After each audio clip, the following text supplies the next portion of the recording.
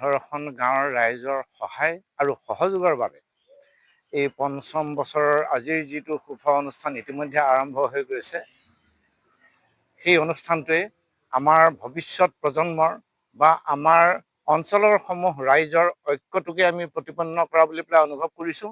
আৰু আধ্যাত্মিক দিশত মানুহখিনিহঁতক সজাগ আৰু সচেতন কৰাৰ কাৰণে যিটো প্ৰয়াস ধাৰাবাহিকভাৱে আজি পঞ্চম বছৰলৈ আমি কৰিছোঁ, হয়তো কিছু সফল হ'ব পাৰা বুলি পেলাই আমি অনুভৱ কৰিব পাৰিছোঁ।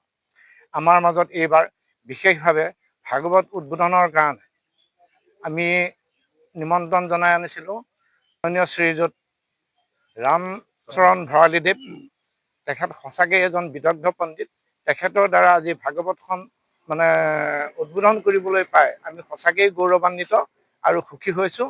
তেখেতে যি আমাক আশ্বাস দিছে, গাঁৱৰ একতাৰ বিষয়ে যিখিনি কৈছে, সেইটো এটা প্ৰশংসনীয় বিষয়।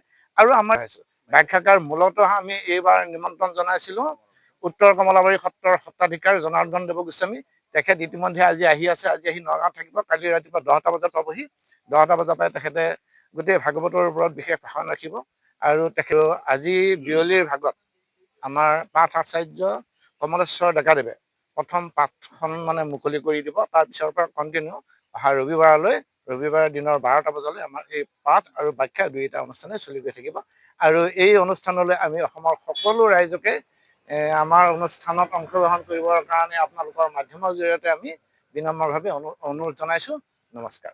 তালৈ আহি মই বৰ আনন্দিত আৰু উৎসাহিত হৈছোঁ এই কাৰণে যে ভেৰভেৰী অঞ্চলৰ ৰাইজে এই পাৰ্শ্বৰ ৰাইজখিনিক লৈ এইটো পঞ্চমটো তেখেতসকলৰ পঞ্চম বাৰ্ষিক এইটো তিনিদিনীয়াকৈ ভাগৱত প্ৰবচনৰ যি কাৰ্যসূচী লৈছে আৰু গুৰিতে তেওঁলোকে ধৰ্মধ্বজাকে আৰম্ভ কৰি জুবিন গাৰ্গৰ প্ৰতি শ্ৰদ্ধাঞ্জলি জনোৱাৰ পৰা আৰম্ভ কৰি আৰু শোভাযাত্ৰা মুকলি কৰাৰ কাৰণে ভাগৱত যাত্ৰা মুকলি কৰাৰ কাৰণে আমাক নিমন্ত্ৰণ দিছিলে। আহিলোঁ, কৰিলোঁ। কৰি মই বৰ আপ্লুত হৈছোঁ, আনন্দিত হৈছোঁ। আৰু ইয়াৰ পৰা এটা বাণী বাহিৰলৈ যাব লাগে। এইকাৰণে যাব লাগে, এটা সৰু চুবুৰী ৭২ মানুহ ইমান ভালকৈ পাৰিছে আৰু গাঁওখনক একত্ৰিত কৰি ৰখাৰ, তেওঁলোকৰ ধৰ্মৰ নামত বিভাজন নানাকৈ একত্ৰিত কৰি ৰখাৰ যিটো প্ৰয়াস, এই প্ৰয়াসটো বাহিৰত প্ৰচাৰ হ'ব লাগে। মই আনন্দিত হৈছোঁ আৰু তেখেতসকলৰ ওপৰত মই কৃতজ্ঞ হৈছোঁ। ভাল লাগিছে আহি। আৰু আশা কৰোঁ এনেদৰে সত্ৰৰ যোগেদি, ভাগৱত যাত্ৰাৰ যোগেদি, ভাগৱত প্ৰবচন বা আলোচনাৰ যোগেদি অসমীয়া মানুহ এটা নতুন আধ্যাত্মিক জীৱন আৰু ভাল পাব। য'ত নেকি আমাক কৰ্পৰেট গোষ্ঠীয়ে আমাক বহুত পলিত কৰিব বিচাৰে, তাৰ এগেইনষ্টত এনে প্ৰচেষ্টা প্ৰশংসনীয়, আদৰণীয় আৰু আমি সহযোগ কৰিব লগা। মই যুৱ প্ৰজন্ম আগবাঢ়ি নিয়াত সহায় হ'ব। আৰু যুৱ প্ৰজন্মকে ঘাইকে লগা হৈছে। আৰু ইয়াতে সৰু বৰ মহিলা সকলো যিভাৱে একাত্ম হৈ লাগিছে, মই ভাবোঁ এইখন গাঁৱে অসমৰ ভিতৰত এখন আধ্যাত্মিক গাঁও, এখন সুন্দৰ গাঁও, এখন মিলা প্ৰীতিৰ গাঁও হিচাপে চিহ্নিত হ'ব।